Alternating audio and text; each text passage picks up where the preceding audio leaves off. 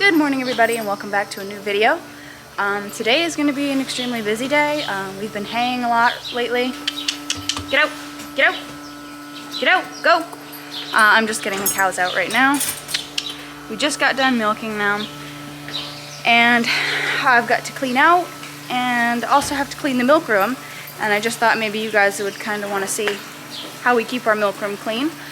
And the steps that we have to go through for like the state of Maine's dairy inspection checklist.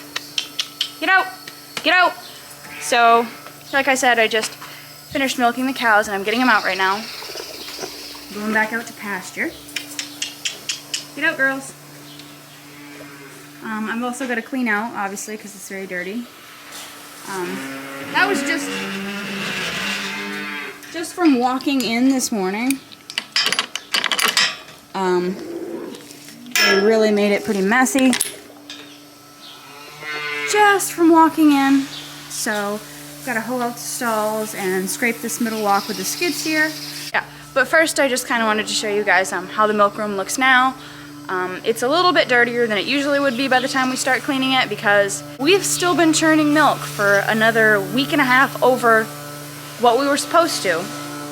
We did get that part that I mentioned in the last video and it ended up not being the right thing, so we had to churn milk even more and wait for a new part to come because we kind of went like a totally different way with things. So I think it'd be easier just to show you what I mean, so I'll show you what I mean after we get cleaning out. So let's get cleaning out and then I'll take you in and show you how the milk room looks and show you what we did to finally make those beaters turn on their own. Sorry, that's a terrible lighting. So yes, so thank you for watching. Don't forget to like and subscribe, comment down below, and just thank you so much. So let's get to work.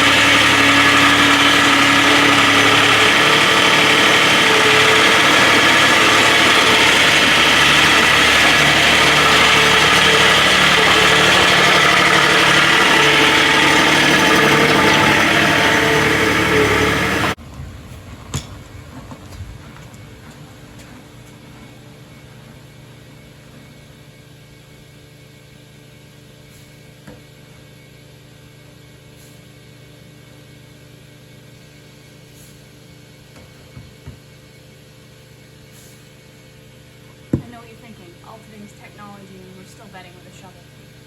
But we have no money.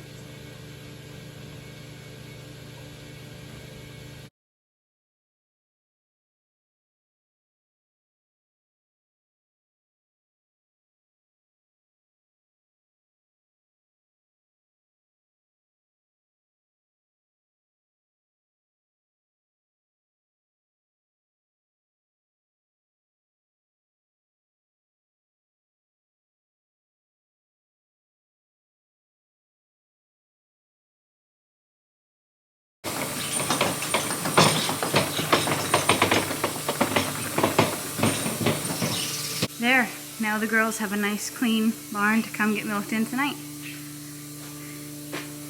They'll enjoy it. Most of the time when they're out to pasture, they come in and they immediately lay down. They like being in the barn. Also, in case you guys were wondering, this barn ties up 72 cows.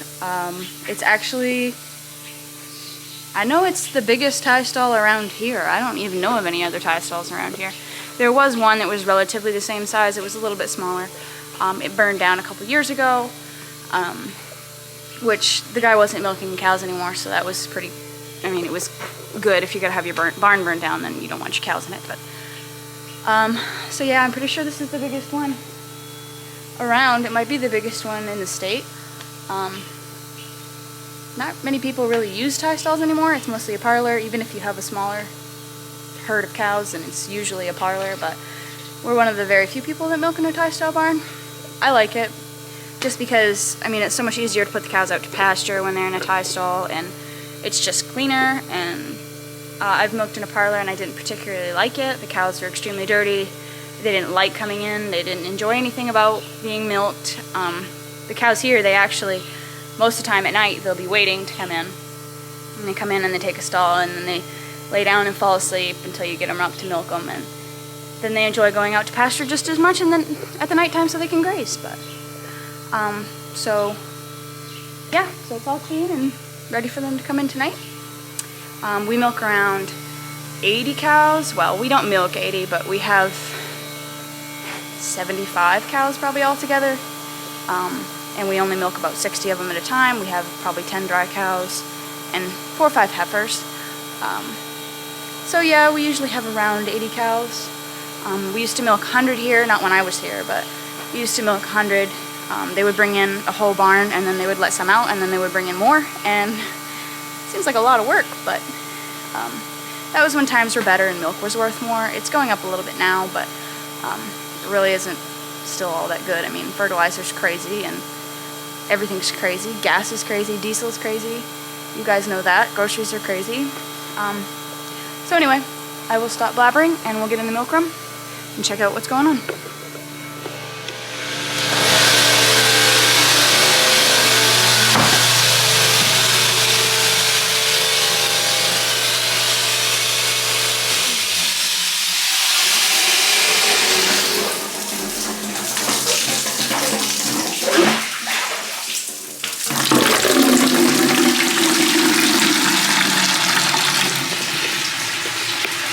Shut that off so you can hear ourselves think.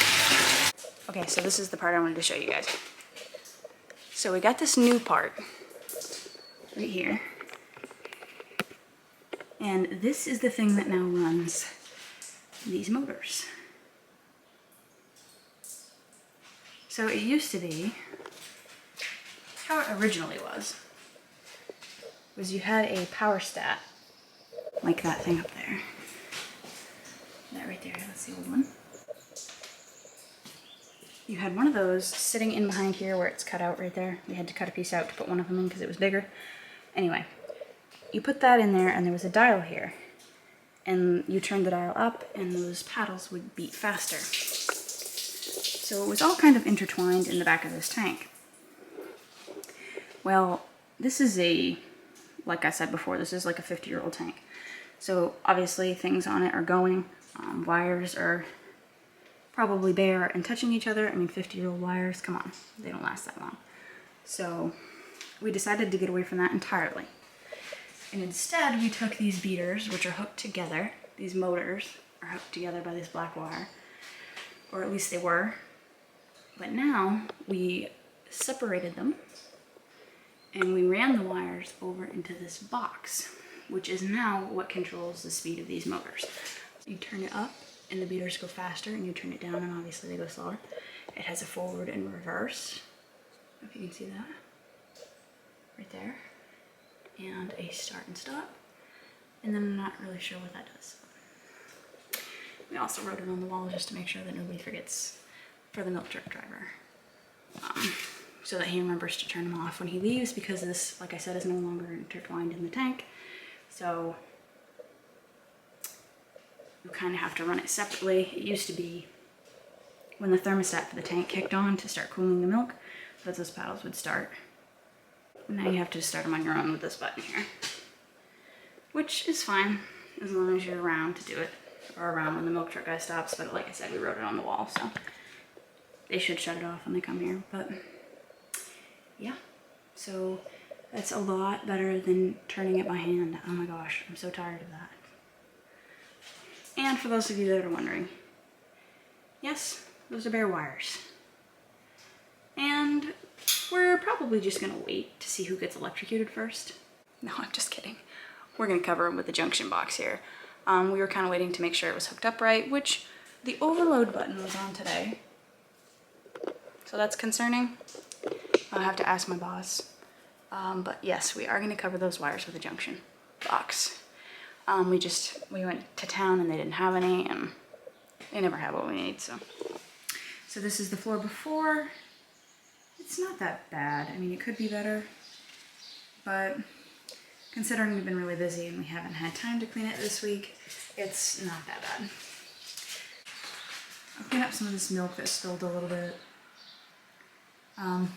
Move some stuff, make it look a little bit better. So yeah. We'll get that all cleaned up and get it looking better. And also I wanted to show you. Okay, so the milk inspector comes every 6 months, once every 6 months, and they give us this little sheet of paper. Hold up. Okay, so they give us this sheet of paper, and basically it's just a checklist, and they write things that they've found that are wrong. I mean, they have abnormal milk, how your parlor or milk barn looks, how your milk room looks, if you have a toilet facility for your employees, that we don't have that here, so. And then they just check off things and deduct points for things that were wrong, and you can see it here, we got a 96, which is pretty good because I think it only goes to like it might go to 100, but I don't really think it does. I think it goes to a 98. And you can see she just wrote that the area by the hose port needs to be weeded because this stupid bush grows outside, and it's just really annoying. It gets in the way. And that the door needed to be closed, which, I mean, I don't know. That just seems kind of, I mean, so the door was open. It was hot in here. There was a screen on it. I'm a little bitter, but anyway, so we got a 96. So yeah, they come every 6 months, and they just write a bunch of stuff down, and you fix it, and the next time they come, they inspect you again. So I think if you get below an 85, that you don't pass, and they give you a certain amount of time to fix things, and they come out and check it again, and then they'll give you a new grade and see if you pass or not, and so on and so forth. So yeah, they usually come in January and July. So I've just been kind of working on things that needed to be fixed, patching some of the floor, and yeah. So that's basically how we get our milk inspected here in Maine. So let's get to cleaning that floor, and then let's show the after.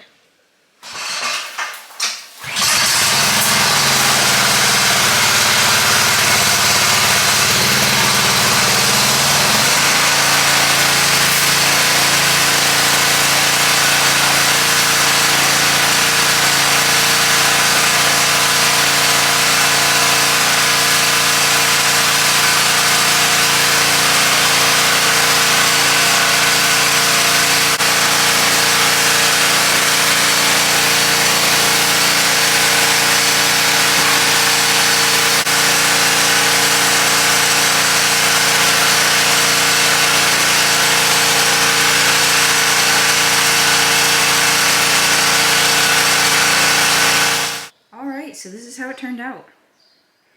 It looks much better.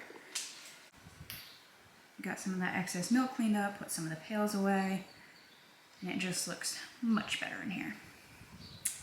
Thank you so much for watching. I hope you guys enjoy these videos on how we dairy farm here in Central Maine. And I just would really love it if you would like and subscribe and leave your comment down below. So again, thank you so much for watching, and I hope you guys have a great day. Bye!